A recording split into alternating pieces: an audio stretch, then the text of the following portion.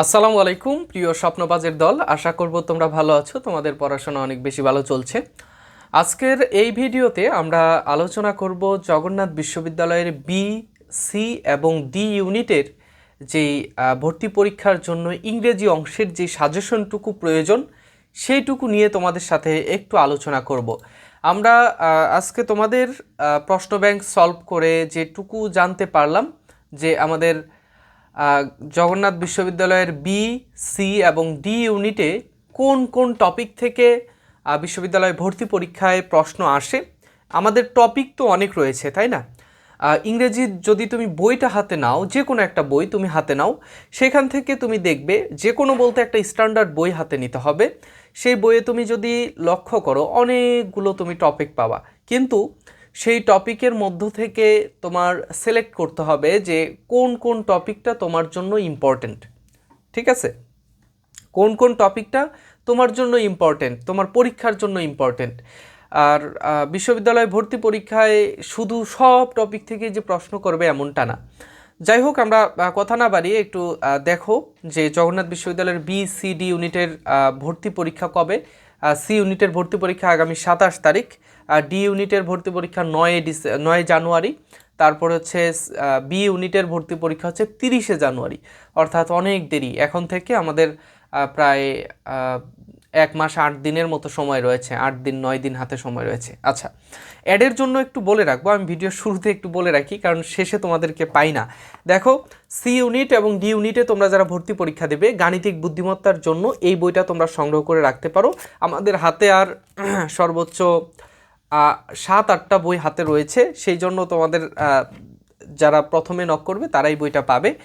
আর আমাদের আমাদের আরও কিছু রয়েছে, আমাদের এক্সাম ব্যাচ রয়েছে। সেকেন্ড টাইমার যারা রয়েছে তোমরা, তোমাদের জন্য সেকেন্ড টাইম এক্সাম ব্যাচ রয়েছে মানবিক এবং বিভাগ পরিবর্তনের জন্য এবং বাণিজ্য শাখার জন্য।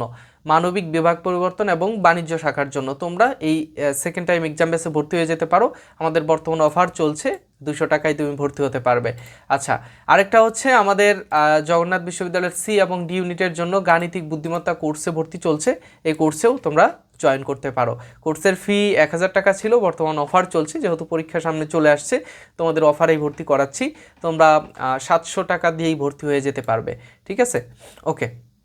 এখন আমরা আলোচনায় চলে আসি। দেখো যে কম্প্রিহেনশন পার্ট, আমাদের বি, সি, ডি ইউনিটের যদি তুমি প্রশ্ন ব্যাংক সলভ করো, দেখবা বিগত বছরগুলোতে প্যাসেজ খুব বেশি আসে নাই, কিন্তু এই যে গত বছর যেটা দেখলাম যে গত বছরে 8টা প্রশ্ন এসেছিল এমসিকিউ, 8টা প্রশ্ন মাত্র। এই 8টার মধ্যে 5টাই দিয়ে দিয়েছে তারা, এই কম্প্রিহেনশন থেকে একটা করে প্যাসেজ দিয়েছে। তো এইবার হচ্ছে 32টা এমসিকিউ, 32টা এমসিকিউ থাকবে বি ইউনিটে, 32টা এমসিকিউ।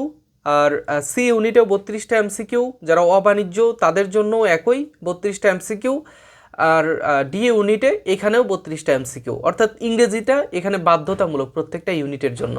আর শুধু এই ইউনিটের জন্য একটু ভিন্নতা রয়েছে। তো এই ক্ষেত্রে তোমাকে একটু নজর দিতে হবে এই প্যাসেজের দিকে। প্যাসেজটা যদি তুমি ভালোভাবে বুঝতে পারো, প্যাসেজটা যদি তোমরা ভালোভাবে তুমি তোমার ভোকাবুলারি বা মেমোরাইজিং বিষয়গুলো যদি তোমার একটু ভালো থাকে, তাহলেই তুমি প্যাসেজ থেকে খুব সহজেই 5টা প্রশ্নের উত্তর করতে পারবে। ঠিক আছে, 5টা প্রশ্ন থাকে প্যাসেজের মধ্যে থেকে, সো এই 5টা প্রশ্নের উত্তর খুব ভালোভাবেই দিতে পারবে আশা করব। ওকে, এরপরে আমাদের এখানে ইম্পর্টেন্ট টপিকগুলোর মধ্যে ফরমেশন অফ ওয়ার্ডস, এটা হচ্ছে তোমার ধ্বনিতত্ত্বের আলোচনা। গ্রামার পার্টের মধ্যে তুমি যদি ধ্বনিতত্ত্ব নিয়ে একটু দেখো, বা আচ্ছা আলাদা করার দরকার নেই, তুমি পার্টস অফ স্পিচের মধ্যেই তুমি দেখবে যে ফরমেশন অফ ওয়ার্ডস, একটা পার্টস অফ স্পিচ থেকে আরেকটা পার্টস অফ স্পিচ, অর্থাৎ নাউন থেকে প্রোনাউন, প্রোনাউন থেকে অ্যাডজেক্টিভ, অ্যাডজেক্টিভ থেকে ভার্ব, এইভাবে তোমার ওয়ার্ডের ফর্ম চেঞ্জ করে তোমার এক শব্দ থেকে আরেক শব্দে রূপান্তর করা হয়। সেই জিনিসটা তোমাদের ভর্তি পরীক্ষায় চলে আসে, খুবই ইম্পর্টেন্ট, খুবই ইম্পর্টেন্ট, তুমি যদি একটু লক্ষ্য করো। ঠিক আছে, আচ্ছা, এরপর হচ্ছে identification of parts of speech. Identification of parts of speech. আচ্ছা, পার্টস অফ স্পিচ থেকে প্রশ্ন আসে কোন ধরনের? এই যে আইডেন্টিফাই করতে হয় যে এটা কোন পার্টস অফ স্পিচ। একটা সেন্টেন্স তোমাকে দিয়ে দেয়, সেই সেন্টেন্সের মধ্য থেকে তোমাকে একটা ওয়ার্ড নির্দিষ্ট করে দেয় যে সেই ওয়ার্ডটা আসলে কোন পার্টস অফ স্পিচের। ঠিক আছে, এটা এটা তোমরা একটু ভালোভাবে খেয়াল করে দেখবে। আচ্ছা, চেঞ্জিং সেন্টেন্স বা এটাকে তোমরা এখানে বলতে পারো যে transformation of sentence, transformation of sentence. ঠিক আছে,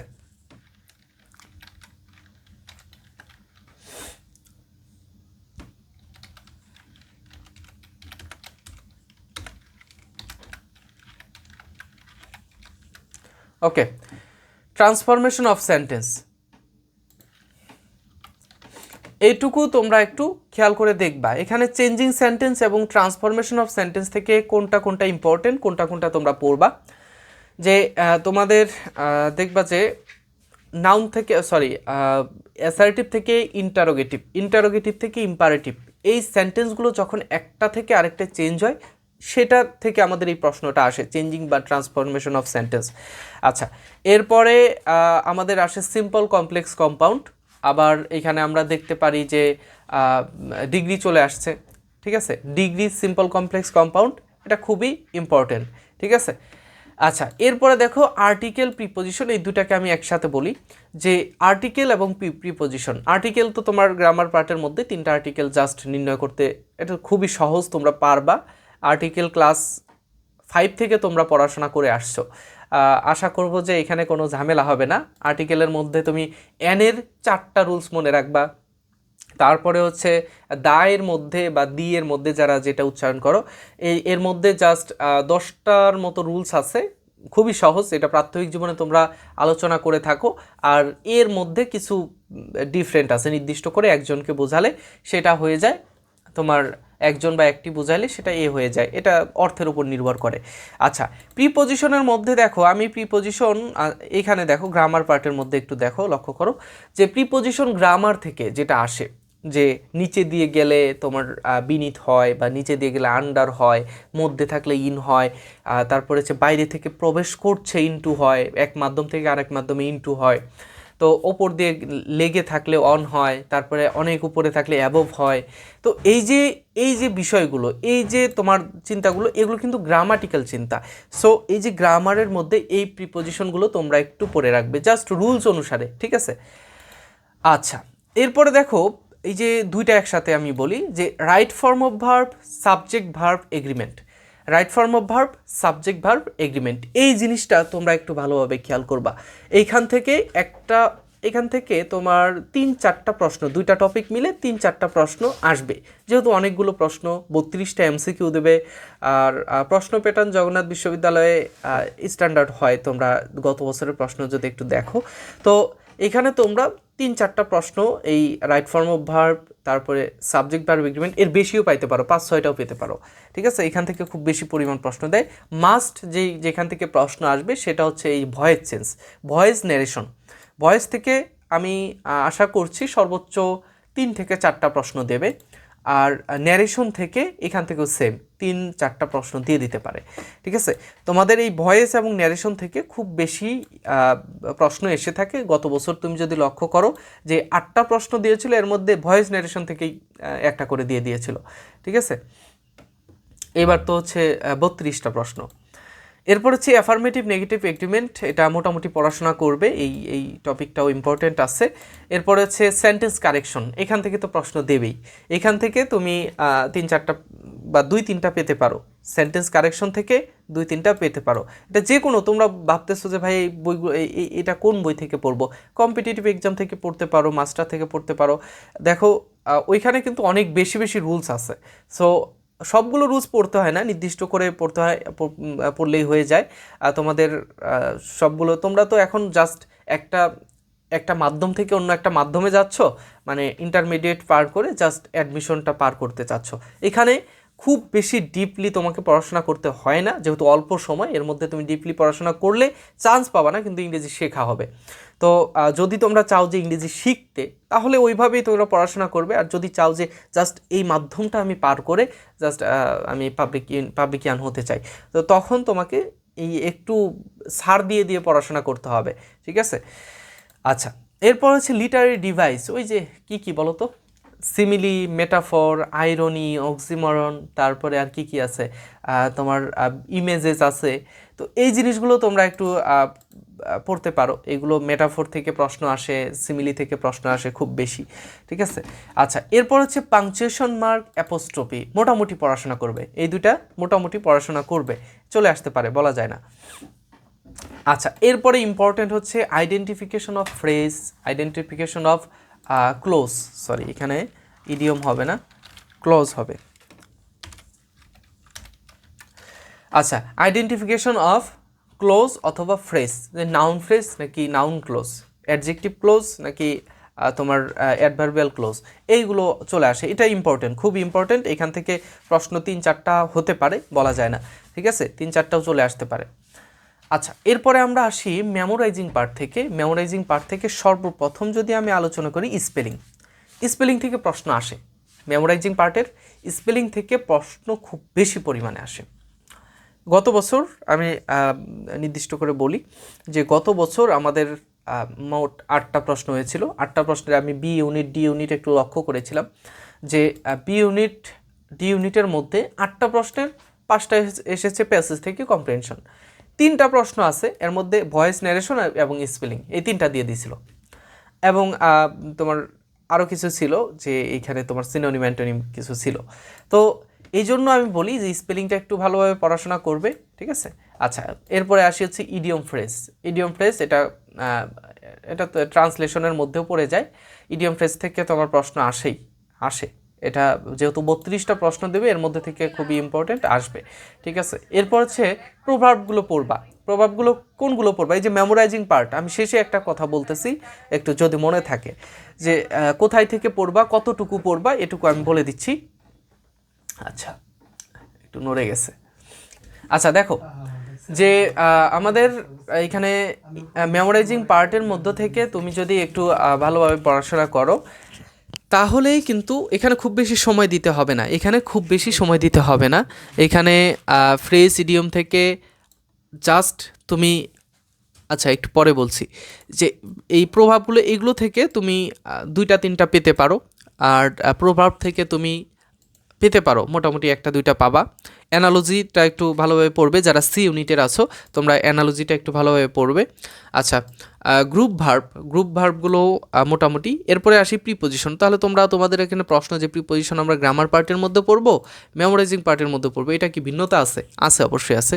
এখানে যেটা বললাম যে গ্রামাটিক্যালি, যে তোমার উপর দিয়ে গেলে অন বা অ্যাবভ, নিচ দিয়ে গেলে আন্ডার, ভিতরে ইন, কোনো মাধ্যম থেকে এক মাধ্যম থেকে অন্য মাধ্যম ইনটু। আচ্ছা, তো এইখানকার প্রিপোজিশনটা কেমন? এখানকার হচ্ছে যে তোমার ওই যে মুখস্থ অ্যাপ্রোপ্রিয়েট প্রিপোজিশন, ঠিক আছে, আমি এখানে লিখতে ভুলে গেছি। আচ্ছা, তো অ্যাপ্রোপ্রিয়েট প্রিপোজিশন সেটা তোমরা একটু ভালোভাবে পড়বা, অ্যাপ্রোপ্রিয়েট প্রিপোজিশন। এরপর হচ্ছে স্পেলিং, যেটা আমি প্রথমেই বলেছি। ট্রান্সলেশন, তোমরা এই যে ট্রান্সলেশনটা প্রভার্বের সাথে মিল করে পড়বা, অথবা তোমরা এই যে ফ্রেজ ইডিয়মের সাথে মিল করে পড়ে নিবা। আচ্ছা, এরপর হচ্ছে ওয়ান ওয়ার্ড সাবস্টিটিউশন, এটা হচ্ছে এক কথায় উত্তর, যেটা সেটাও ভালোভাবে পড়তে হবে। এগুলো থেকে প্রশ্ন আসে জগন্নাথ বিশ্ববিদ্যালয়, অন্যান্য বিশ্ববিদ্যালয় কেমন আসে জানি না, জগন্নাথে আসে। এরপরে সিনোনিম অ্যান্টোনিম, এখানে তো এটাকে স্টার দিয়ে দাগানো উচিত, এটা খুব বেশি ইম্পর্টেন্ট, এটা পড়ে রাখবে। সাফিক্স প্রিফিক্স মোটামুটি পড়লেই হবে। আচ্ছা, এখন তোমাদের প্রশ্ন আমি যেটা বলতে চাচ্ছিলাম যে এই মেমোরাইজিং পার্টের কতটুকু পড়বা, কোথায় থেকে পড়বা? এই তো অল্প সময়, তাই না? 27 তারিখ তোমাদের সি ইউনিট পরীক্ষা, 9 তারিখে ডি ইউনিট, আর 30 তারিখে হচ্ছে তোমার পরের মাসের 30 তারিখে হচ্ছে তোমার বি ইউনিটের পরীক্ষা। এখন এখান থেকে কতটুকু তোমার পড়তে হবে? আচ্ছা, তোমরা তোমাদের হাতে যে কোনো বই থাকুক না কেন, প্যানাসিয়া, মাস্টার, কম্পিটিটিভ এক্সাম আর ইংরেজির অ্যাপেক্স ম্যাকের যা আছে কেন, সেইখান থেকে বা আচ্ছা যাই হোক, যে বই হোক না কেন সেখান থেকে তুমি বিগত বছরের মেমোরাইজিং পার্টের জন্য বিগত বছরের যত প্রশ্ন আছে সেগুলো পড়বা। বিগত বছরের বিসিএস বলো, ব্যাংক বলো, অন্যান্য চাকরির পরীক্ষা বলো, তারপর বিশ্ববিদ্যালয় ভর্তি পরীক্ষায় আসা যত রকমের প্রশ্ন আছে তার মধ্যে থেকে মেমোরাইজিং পার্টের যতগুলো আছে সেগুলো তো অনেকগুলোই তোমরা অলরেডি জেনে ফেলেছো, কারণ ঢাকা বিশ্ববিদ্যালয়ের ভর্তি পরীক্ষা দিয়েছো, অন্যান্য বিশ্ববিদ্যালয়ের খুলনা বিশ্ববিদ্যালয়ের ভর্তি পরীক্ষা দিয়েছো, তো অলরেডি তোমরা পড়ে ফেলেছো, সেগুলো একটু রিভিশন দিবা, ঠিক আছে।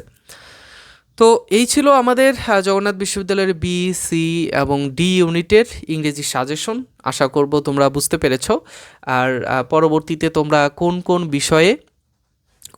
বিষয়ে তোমরা সাজেশন চাও, কোন কোন বিষয়ে তোমাদের কি প্রশ্ন, কোন তথ্যগুলো তোমাদের প্রয়োজন, সেগুলো অবশ্যই আমাকে কমেন্টে জানাবে, অথবা আমাদের ডেসক্রিপশন বক্সে থাকা গুরুত্বপূর্ণ লিঙ্কগুলো রয়েছে, গ্রুপ রয়েছে, আমাদের ফেসবুক গ্রুপ রয়েছে, সেখানে পোস্ট করতে পারো। আবার আমাদের হোয়াটসঅ্যাপ গ্রুপ রয়েছে, সেখানেও তুমি আমাকে জানাতে পারো, আমাকে ইনবক্সে মেসেজ করেও জানাতে পারো ফেসবুক পেজের। তো ডেসক্রিপশন বক্সে আমাদের বি এবং ডি ইউনিটের জন্য আমরা ফ্রি পরীক্ষা নিচ্ছি ফ্রিতে। তোমরা চাইলে সেখানে জয়েন করতে পারো। আর আমাদের বি এবং ডি ইউনিটের পেইড ব্যাচ রয়েছে, সেখানে এক্সাম নেওয়া হয়, শুধু এক্সাম ব্যাচ রয়েছে। তো 200 টাকা দিয়েই তোমরা সেখানে ভর্তি হয়ে যেতে পারো, টাকাটা ম্যাটার না। তোমাদের অনেকের যদি কোনো সমস্যা থাকে তারপরে আমাকে জানাতে পারো, ঠিক আছে? তো এই হচ্ছে আমাদের আজকের আলোচনা। আশা করব বুঝতে পেরেছো। নেক্সটে তোমাদের সাথে আরও গুরুত্বপূর্ণ বিষয়গুলো নিয়ে কথা হবে। সে পর্যন্ত ভালো থাকবে, সুস্থ থাকবে। আর আমাদের সি ইউনিটের, ডি ইউনিটের ধারাবাহিক গাণিতিক বুদ্ধিমত্তার ক্লাসগুলো হচ্ছে চ্যানেলে বা ফেসবুক পেজে, তোমরা দেখতে পারো, ঠিক আছে? তো আজকে এই পর্যন্তই, দেখা হচ্ছে পরের ভিডিওতে। আল্লাহ হাফেজ সকলকে। আর চ্যানেল এবং ফেসবুক পেজ সাবস্ক্রাইব, ফলো করে রাখবে, কেননা যে কোনো তথ্য দেওয়ার সাথে সাথেই যাতে তোমরা পেয়ে যাও, ঠিক আছে?